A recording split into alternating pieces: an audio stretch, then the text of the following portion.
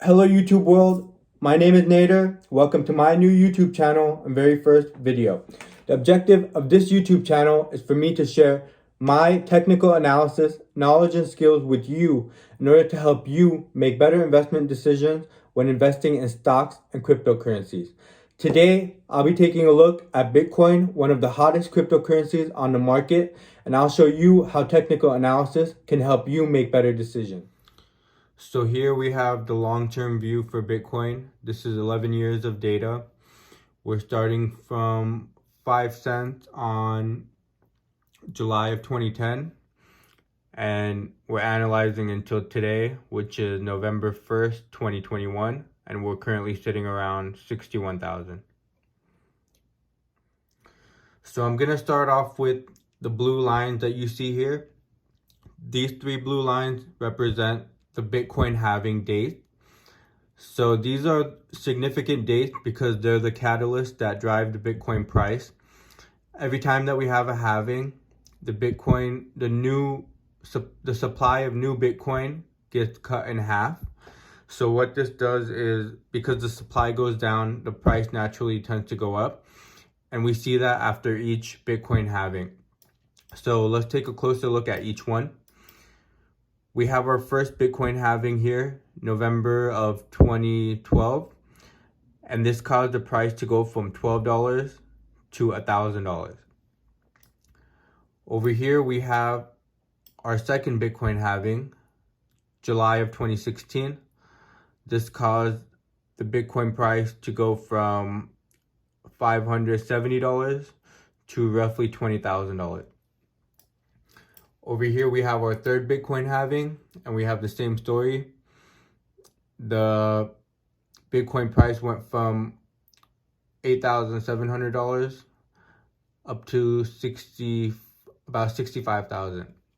So the story is, we have the halving, and we see a huge spike in the price after the halving. So the third thing I want to show you is this orange curve. If you draw a line that connects the peaks, each Bitcoin peak, we've had three right here. You draw a line from this peak to this peak to this peak.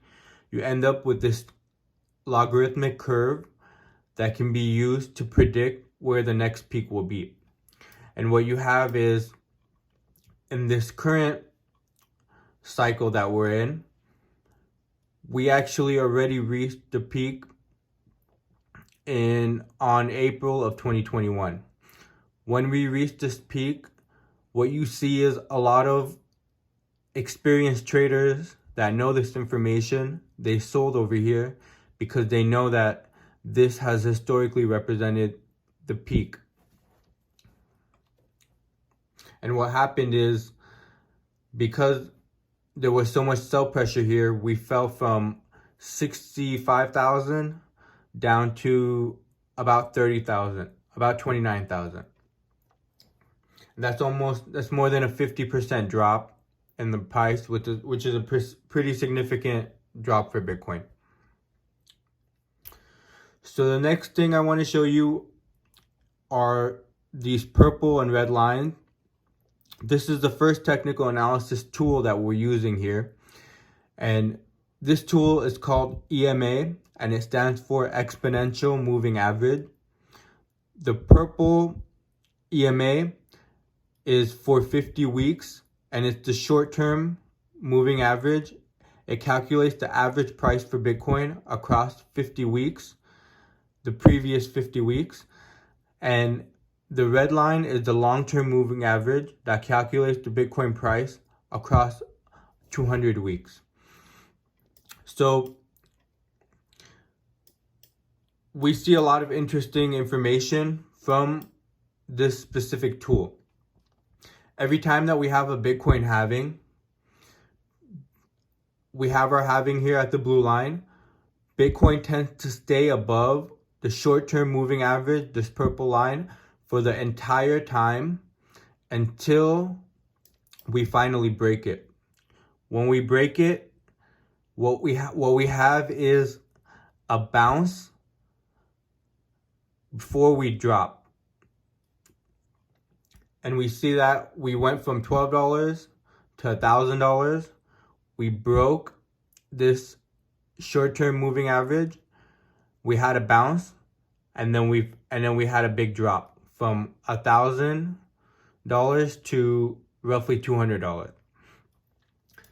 Now we see the same situation in this second halving, where the Bitcoin price went from $560 to $20,000.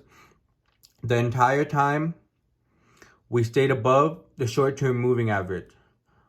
We finally broke it here, and when we broke it, we have the same situation. We had a small bounce, and then we fell down. And this was a significant drop from 20,000 down to 3,200. Now, this information can be used to understand our current situation. We had our third halving recently on May of 2020, and we see the same pattern. We stayed above the short-term moving average for the whole time. We went to 66,000, roughly 65,000, and we had a drop down to 30,000 so far. And we've broken this short-term moving average, and now we've had a bounce. So the next thing that you should be expecting is a significant drop.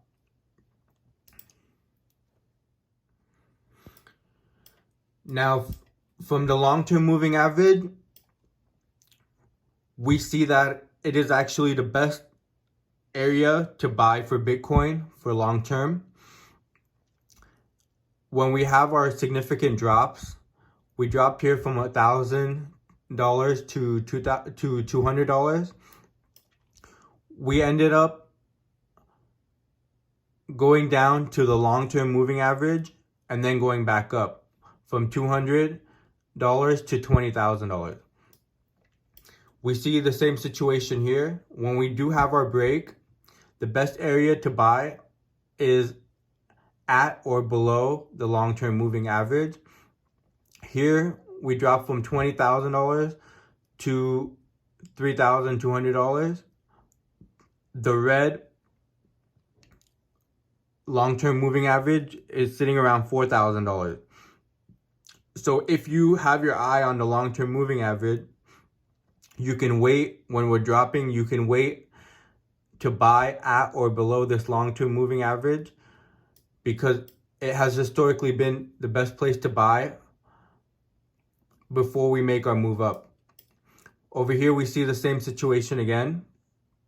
We went below the long-term moving average, and it turns out to be the best area to buy. You would have bought here at $5,400 before moving up to $65,000. Now, in our current situation, if there's a significant drop here, the best area to look for a buy would be at or below this long-term moving average. And the price would depend on when we touch it, because the price of this line tends to change based on the average price for the previous 200 weeks, and it's constantly changing as we have a new week. Now, the last thing I want to show you is this yellow line. It's called the S/R line. The S stands for support, the R stands for resistance. So this line is drawn because when we had our significant move up after our halving, we saw what's called significant resistance over here, where we failed to go above this area, and this caused the price to drop from 60,000 down to 30,000. So we really struggled to go any higher, and we had such strong resistance that the price dropped. We had multiple attempts here. We tried to go here and we failed. We tried to go again here and we failed. We tried to go higher again here and we failed. So because we failed to go any higher 3 times after one another, what happened is the price fell down significantly because traders lost confidence in being able to go any higher. Now, in the current situation, even though we fell from 60,000 to 30,000, we had a reversal back up. And now what happened is approximately 3 weeks ago, we managed to finally go above this yellow line, which in the past, on April of 2021, we failed to be able to go above this area. Currently, not only are we above this area, but if you take a closer look, we actually had a bounce on this line. So currently this line is giving support. Now this shows a potential move back up to the orange line, which is currently sitting at approximately 78,500.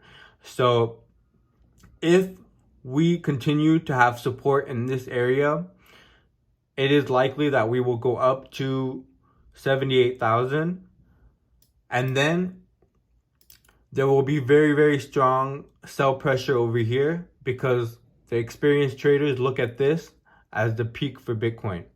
So the ideal situation would be to try to short from the orange line if we do get there. Now, even though we currently have support on this yellow line, we want to make sure that we continue to have support here at 60,000. If the Bitcoin price loses its support at 60,000, then this is a very, very bad sign, and it shows that we could potentially be dropping down before we get up to the $78,000 price. So over the next few weeks, it's important to keep on analyzing and seeing what's happening in order to make better decisions. But for me, my long-term strategy is, if I want to buy, I'm waiting for until we get down to this long-term EMA. If I want to sell, the best place would be up here at this orange logarithmic curve. So thank you for watching. This is going to be my analysis. There's more that I can show you. I didn't want to keep it too long and make it boring. So I'm going to stop here. Please like, subscribe. I'll be back with some more videos. And if you have any questions, just ask in the comments. I'll try to reply as many as I can.